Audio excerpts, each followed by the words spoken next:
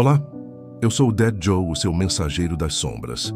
E hoje você abriu um arquivo que não deveria existir. O quarto capítulo do Decálogo Sombrio do Dead Joe. O arquivo da verdade por trás do espelho, da 10ª reflexão. Antes de continuar, eu preciso lembrar você do arquivo anterior. O arquivo da criança que bate na porta.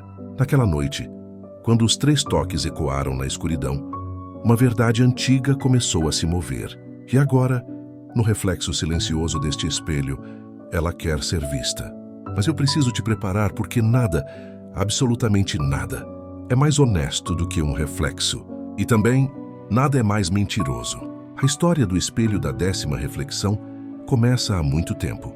Ano de 1852, Vila de Santa Aurélia, um povoado esquecido entre serras úmidas e neblina interminável. A vila era conhecida por superstição, pelas rezas noturnas e por uma família que carregava um segredo. Os Alencourt. Eles possuíam um espelho que jamais era tocado pela luz do dia.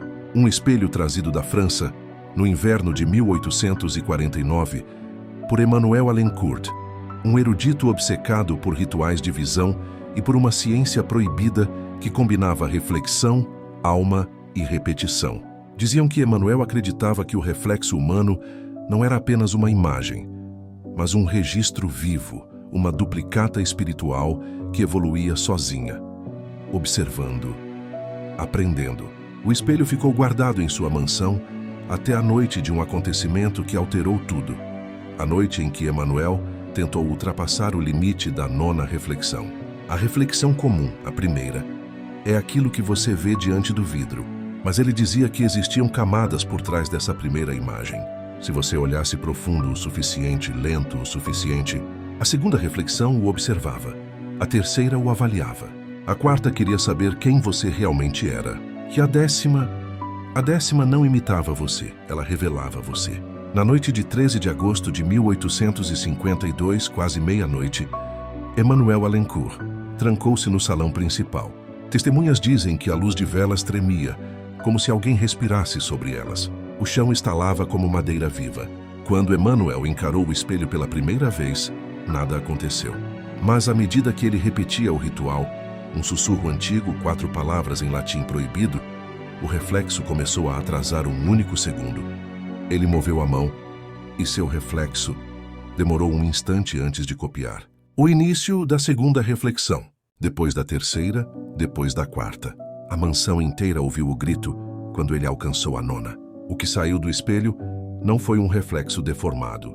Foi um Emmanuel perfeito, mas carregando algo que não existia nele. Um olhar de ódio absoluto, decepção, e fome. Quando os moradores arrombaram a porta, Emmanuel estava caído no chão, com o rosto completamente drenado de expressão, como se alguém tivesse arrancado sua identidade. O espelho estava intacto. E do outro lado, o reflexo atrasado observava com um sorriso mínimo demais para ser humano. A partir daquele dia, o espelho foi proibido, trancado, encoberto. Mas a verdade era que ele não podia ser destruído. Martelos rachavam, fogo apagava. Nem o tempo o afetava. Ele só queria uma coisa: um rosto para copiar, uma alma para seguir. Alguém para substituir quando a 10ª reflexão fosse alcançada. Décadas depois, em 1919, uma jovem chamada Helena Duarte entrou na antiga mansão abandonada. A tempestade a obrigou a procurar abrigo. Ela viu o espelho coberto por um tecido grosso e, movida por uma mistura de curiosidade e medo, puxou a cobertura. O reflexo se moveu.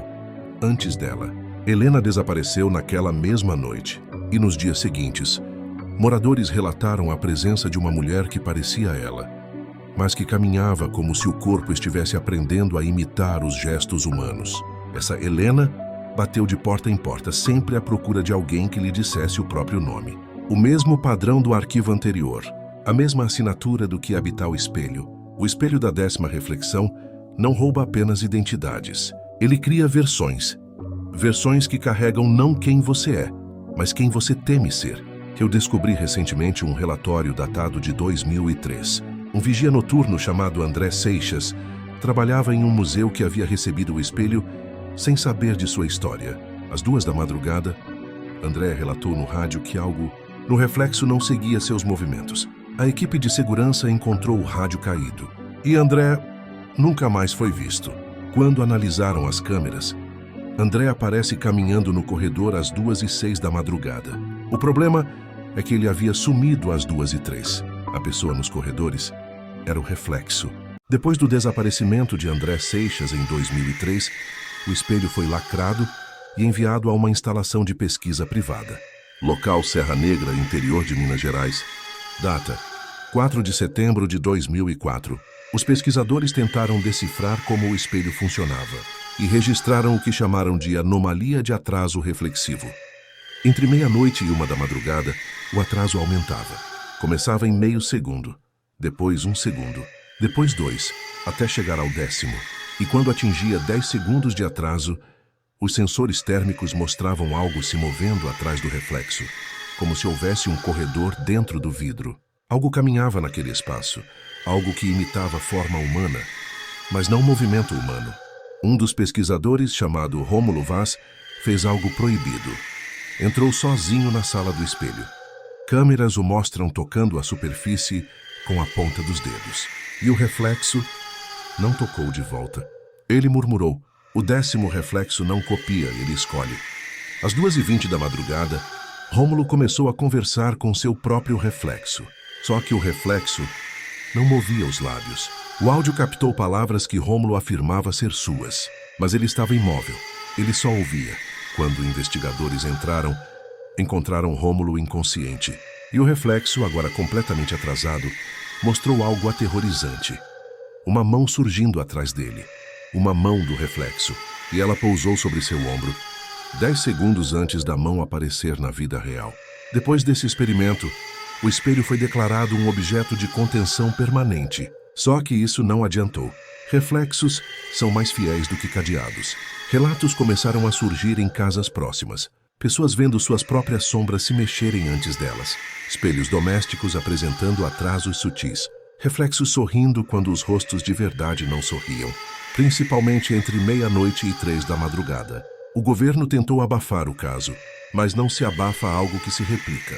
Porque todo espelho é uma porta, e toda porta pode aprender a abrir sozinha.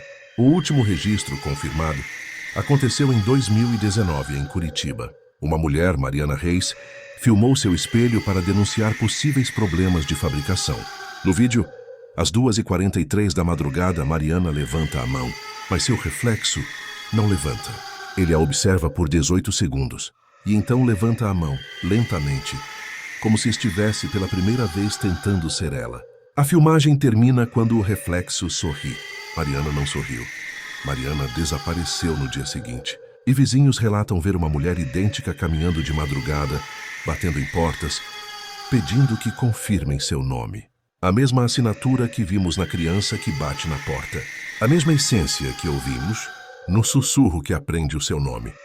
Todos os arquivos estão conectados, de modos que você ainda não percebeu.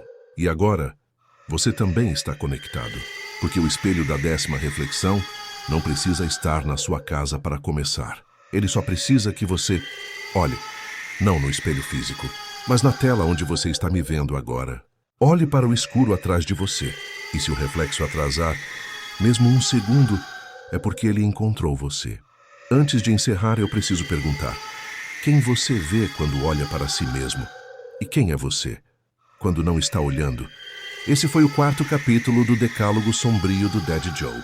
Se você quer sobreviver aos próximos arquivos, inscreva-se no canal, deixe seu like, comente e compartilhe.